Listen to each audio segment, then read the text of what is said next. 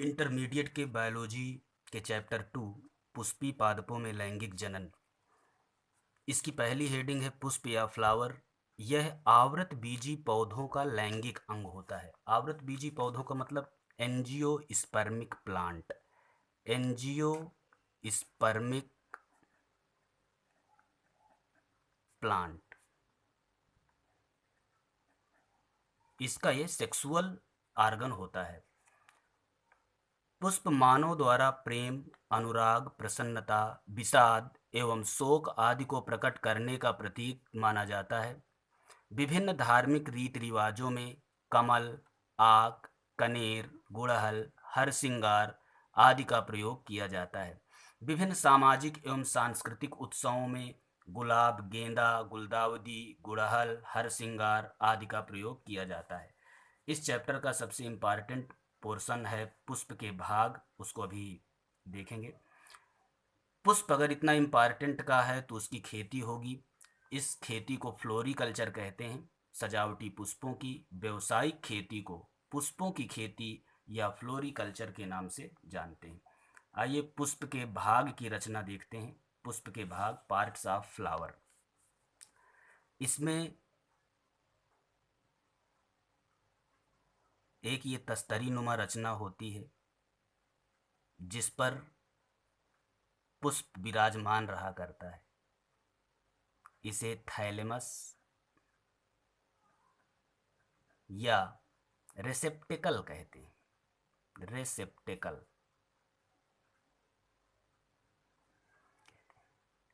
हिंदी में इसे पुष्पासन कहते हैं, क्योंकि पुष्प इसी के ऊपर विश्राम करता है या रहता है।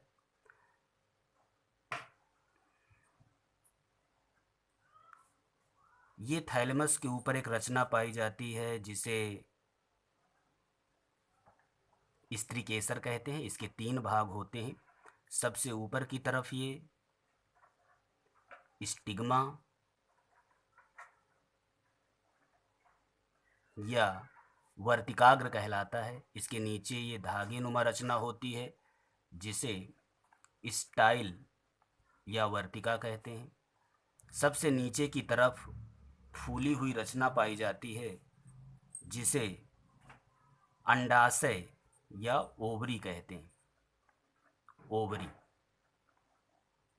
इसी ओवरी पर बहुत से बीजांड लगे रहते हैं जिसकी चर्चा हम आगे करेंगे। यहाँ पर बीजांड भरे रहते हैं।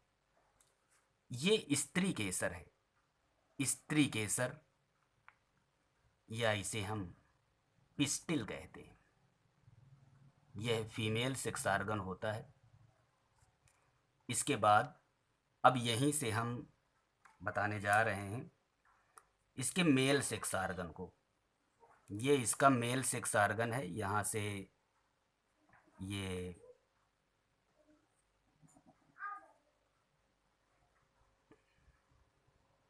ये पुंकेसर होते हैं इसके।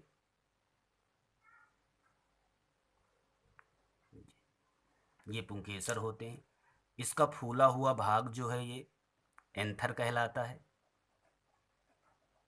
एंथर कहलाता है। जो इसकी धागे नुमा रचना है इसे हम फिलामेंट कहते हैं।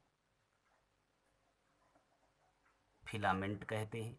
यह पूरी रचना स्टमेन कहलाती है। स्टमेन या इसको पुंकेसर कहते हैं।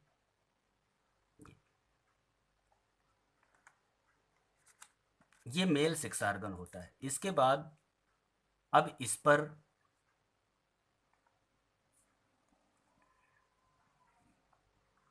इस प्रकार से पंखुड़ियाँ लगी रहती हैं। ये पंखुड़ियाँ लगी रहती हैं।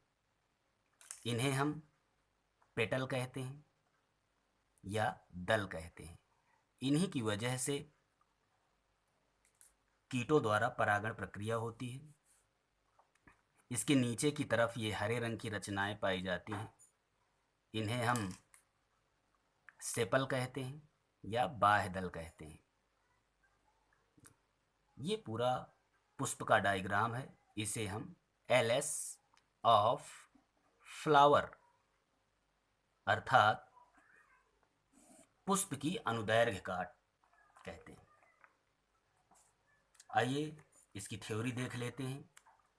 पुष्प के भाग, पुष्प का व्रंत पुष्पव्रंत कहलाता है। ये पुष्पव्रंत है, देखिए, ये इसे पुष्पव्रंत कहते हैं। ये या इसे हम पेडिसेल भी कहते हैं, पेडिसेल कहते हैं। तो पुष्प का व्रंत पुष्पव्रंत कहलाता है। व्रंत का ऊपरी फूला हुआ भाग पुष्पासन या थैलेमस कहलाता है। ये यहाँ पर देखिए, ये पुष्पासन या थैलेमस है। पुष्पासन पर पुष्प के विभिन्न अवयव व्यवस्थित रहते हैं। इनके नाम निम्नलिखित हैं। जैसे नंबर 1 में बाह्यदल पुंज, या इसे हम कैलिक्स, बाह्यदल पुंज या कैलिक्स कहते हैं। यह पुष्प का बाहरी चक्र होता है। इसकी इकाई बाह्य दल या सेपल कहलाती है। ये यहाँ पर लिखा गया है, ये बाह्य दल या सेपल कहलाता है। किस रंग का होता है? यह हरे रंग का होता है। और इसका काम क्या होता है? यह कलिका अवस्था में पुष्प की रक्षा करता है। जब पुष्प खिला नहीं होता है, उसके बाहर हरे रंग की जो रचना पाई जाती है वो कैलिक्स होता है, और वो पुष्प की कली अवस्था पर सुरक्षा प्रदान करता है। दूसरा है दलपुंज, या इसे कोरोला कहते हैं। यह पुष्प का दूसरा चक्र होता है। तो आइए देखते हैं, ये है, ये जो बना हुआ है, ये पेटल जो बनाए गए हैं, ये पेटल। तो पुष्प का दूसरा चक्र होता है। इसकी इकाई दल होती है, मतलब एक को हम पेटल या दल कहते हैं।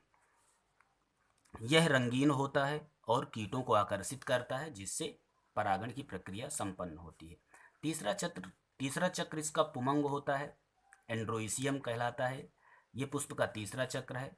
इसकी इकाई पुंकेसर या स्टमेन होती है। यह पुष्प का नर जननांग है। यहाँ नर युग्मक बनते हैं। देखिए, ये है स्टमेन।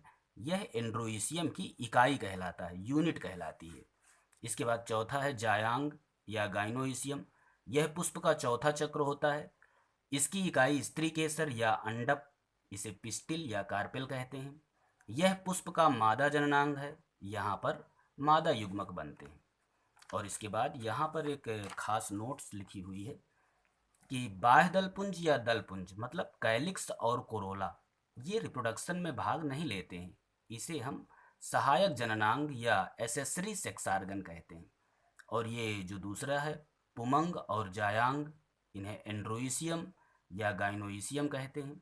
ये मुख्य जननांग होते हैं, मेन सेक्स आर्गन होते हैं। इन्हीं के द्वारा पुष्प में सेक्सुअल रिप्रोडक्शन की घटना संपन्न होती है। Thank you for watching.